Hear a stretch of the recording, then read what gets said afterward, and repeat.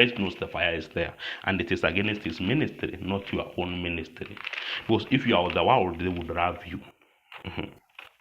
We continue. In 1 Samuel 16, 1 to 3, now, so in a similar manner, it is still happening now. Now the Lord said to Samuel, how long will you mourn for Saul, seeing I have rejected him from reigning over Israel? Fill your horn with oil and go. I am sending you to Jesse the Bethlehemite, and I have provided myself a king among his sons. And Saul said, how can I go? If Saul hears it, he will kill me. And the Lord said, take a heifer with you and say, I have come to sacrifice to the Lord. Who is a heifer? It is Christ himself. Then invite Jesse to the sacrifice, and I will show you what you shall do. You shall anoint for me the one I name to you. What does this imply? Or you may be in mistaken callings, and you are lost for a time. You have been in mistaken calling. Like Saul got lost in the calling. He was in the right calling, yet he disobeyed. God had said, okay, there is a certain time when the Israelites were journeying towards Canaan, and they met the Amalekites. And the Amalekites refused to give them way. And they even attacked them from behind when they were weary. And God hated that act very much. And he said, I shall remove the Amalekites from the earth. He shall clear them all from the earth, such that there shall be no Amalekite living under the sun. And this he told them, that when you get rest, remember what the Amalekites did to you. You go and clear them up. And now, when they had gotten the rest, Saul was chosen as a king. And here he was told, this is the day. Samuel was told, I want to clear, as I promised, the Amalekites from underneath the sun, to clear them all, such that there will be no Amalekite living, neither their property, nothing, they should perish, all of them. And he sent Saul in that mission. And when Saul went, he left behind the king of Agag. You see, the Agag, their king, and also the ships and the slaughters, against God's will. And God was very angry over that. And now he declined Saul to be the king anymore, and he rejected him. And remember, you should let the mission of God be as he wills, not as you wills. Because Saul later on was killed by the same Amalekite. The man who stabbed him to death was an Amalekite. The same Amalekites, he refused to clear them.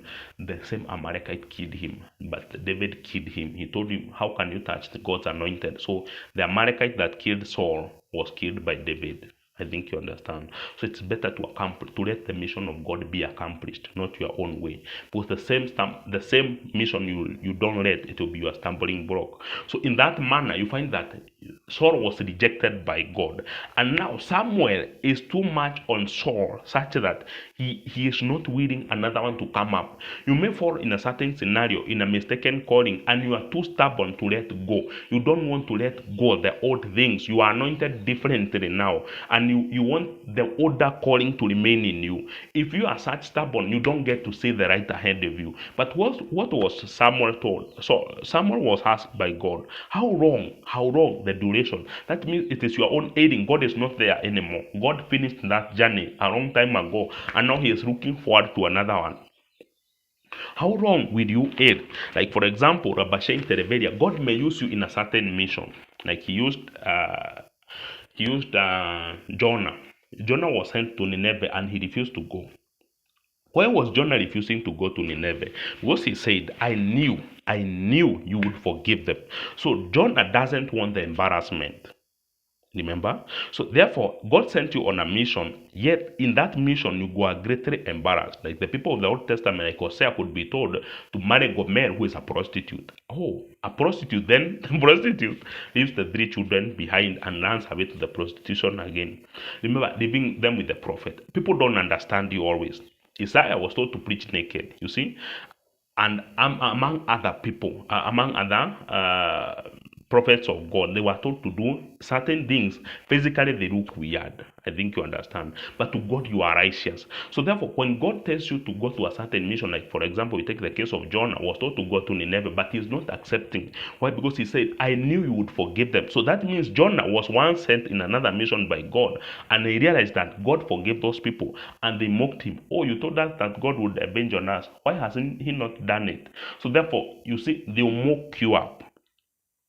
But God was intending it to happen like that. So if you are so stubborn to look onto that issue, remember that you will fall away. I think you understand now. So Jonah later on went again, and he didn't want the people of Nineveh to see such a scenario. So therefore, when he was proclaiming the 40 days and then Nineveh will be over, he waited for them to be punished.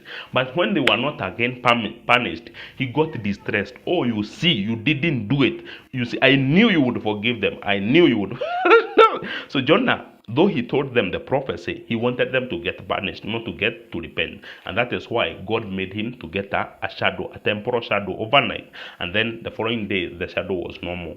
Yet to show him the reason behind it. So therefore, you also don't get distressed when God uses the tabernacle. Remember, you accepted to die. So don't, if God does anything, any mission with you, and now in that mission you are greatly ashamed, such that you feel that the people of the world are mocking you over it, don't fear, because Christ will get you up, and we shall see the difference. We shall continue and we shall realize the difference. Well, this one was the working of Christ. So therefore, this person offered himself as a living sacrifice, and God used him in such a manner, and the war was great because the world didn't see what they expected, and now like the people of Nineveh didn't get punished. So therefore, Jonah got distressed over it and is asking God, why, God? Remember, you offered yourself as a living sacrifice. So if you are a sacrifice, you have to remain on the altar, and the offerer will do with it whatever he wants. So even if you are told to go and preach naked, you just go. As is Isaiah was. So you don't bother whatever the world will say. Remember, you offered yourself as a living sacrifice once and for all to live for Christ. Second, I also Rabashin Kereveria made happen to me, and I'm a king Tereveria now unto the end of the king Tereveria. In whatever shame, in whatever way, you just let Christ reign, such that even if you are ashamed in physical, you are not the one to bear the shame, it is Christ. That is why you see Christ is coming all the way to get you up, to tell you, oh, I did this because of this and this and this. I think you understand now. And in that manner, you remain holy. So go back to the mission and continue being a vessel, a useful vessel. Don't lament. So if it is not your working, it is the working of Christ, will you again be distressed? Not at all. So how have I wearied you up? Not at all. In 2 Samuel 6, 20 to 23, then David returned to bless his household, and Michal, the daughter of Saul, came out to meet David and said, how glorious was the king of Israel today, uncovering himself today in the eyes of the maids of his servant, as one of the base Pharaoh shamelessly uncovers himself. So David said to Michal, it was before the Lord who chose me instead of your father and all his house, to appoint me ruler over the people of the Lord, over Israel. Therefore I will play music before the Lord, and I will be ever more indignified than this, and will be humbled. I will be humble in my own sight. But as for the maid servants of whom you have spoken, by them I will be held honor. Therefore Michal, the daughter of Saul, had no children to the day of her death. Who is Michal? Michal was a daughter of Saul, and David was given